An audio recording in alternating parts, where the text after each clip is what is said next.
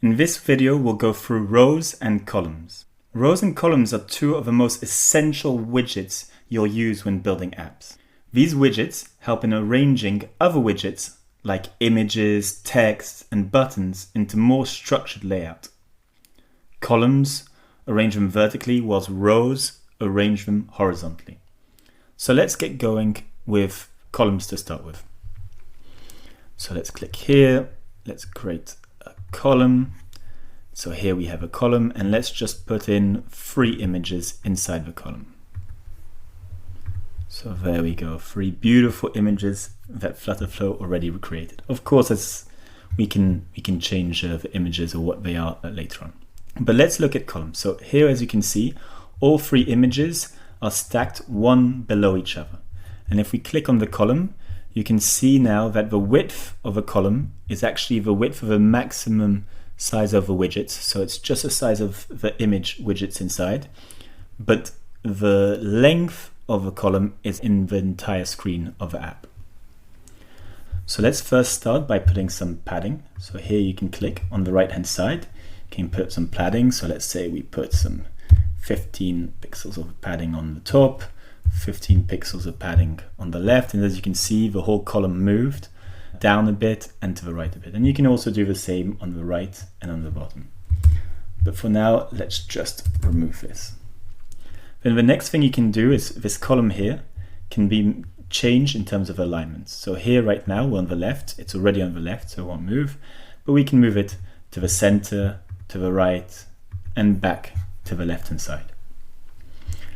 After this, if we wanted, let's put it back to the center, we want to put it down or up, this is not possible. The reason this isn't possible is because, as you can see, the column right now takes the whole, and as we said before, the whole length of the app. So as you can see, the green, you can't move it down anymore, it already goes to the end. But what you can do is, if you change this part here, you can click here, and then as you can see now, the column only takes the space of the elements inside. And when you do that, then of course you can change this up and down, to the side, wherever you want. But for now, let's keep this like this. It's usually how we build the app, we always usually keep it like this. Then the next part is, we were talking about the column up to now, but what we can also do is move elements inside the column. So we can move elements to the center, to the bottom of the column, put them spaced out evenly, put a little bit more space into the middle ones and a bit less on the sides, or just completely take them to the extremes.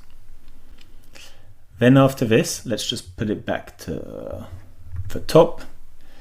What we can do is, there's elements inside and we can move them left or right. And you'll see if I click on these, they won't actually change right now. So I click here, it doesn't make a difference.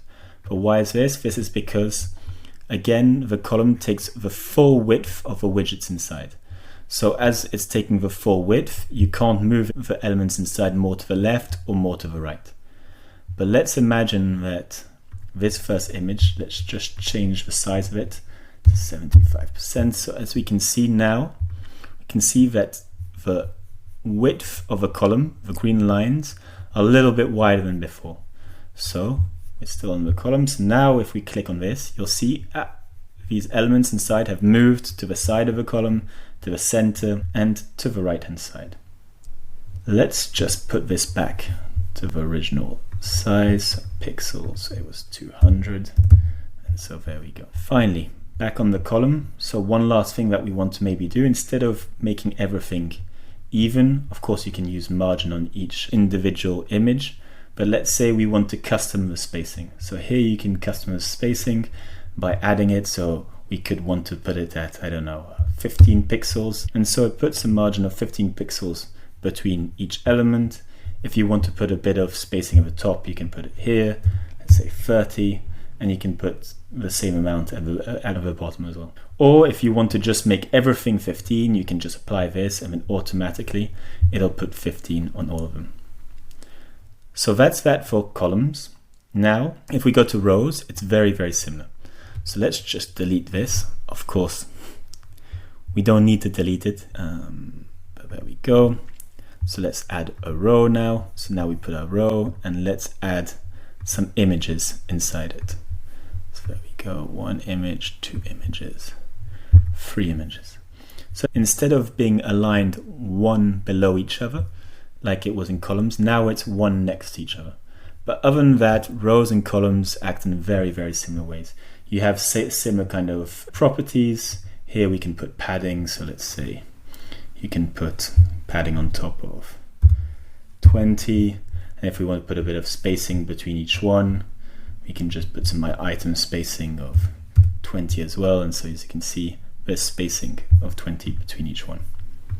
Oops, here we go, it's gone back to 2, let's put it to 20. The only thing is, as you know, we put 3 images, but we can only see 2, and we can't even see fully the second one. So this is something you can do both with rows and columns, but here at the bottom, you have something called scrollable. And if you click on this, then now you can scroll from left to right. And so that is it for rows. Finally, we want to be able to combine the two. So all this is very nice, but ideally we'd like to put maybe some text at the bottom of these images, right? And so if we add text here, unfortunately the text goes to the end. So this is not at all what we want it underneath. So what we'll need to do is, within this row, we need to put in columns. So each one of these will be a column with an image and text underneath. So let's just remove this. And then here we right click on image. When you right click, you have this, you can wrap widget. And when you wrap widget, you can add a column. So here what you're doing is just you're adding a column with an image inside. You can do the same here, wrap widget again with a column, and wrap, right click and wrap image again with another column. So now you have 3 columns. So okay, so now we have 3 columns here, here, and here, and each one of these columns has an image inside them, right? So let's just click on the first column and we add now some text, and as you can see the text goes as we want it just below. And let's put a little bit of margin, say 10, and we'll also align the column to the left hand side so that we have this to the left.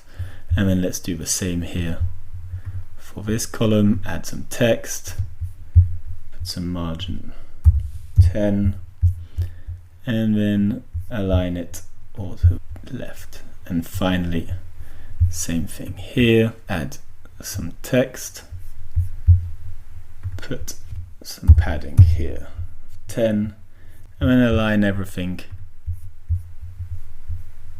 to the left again.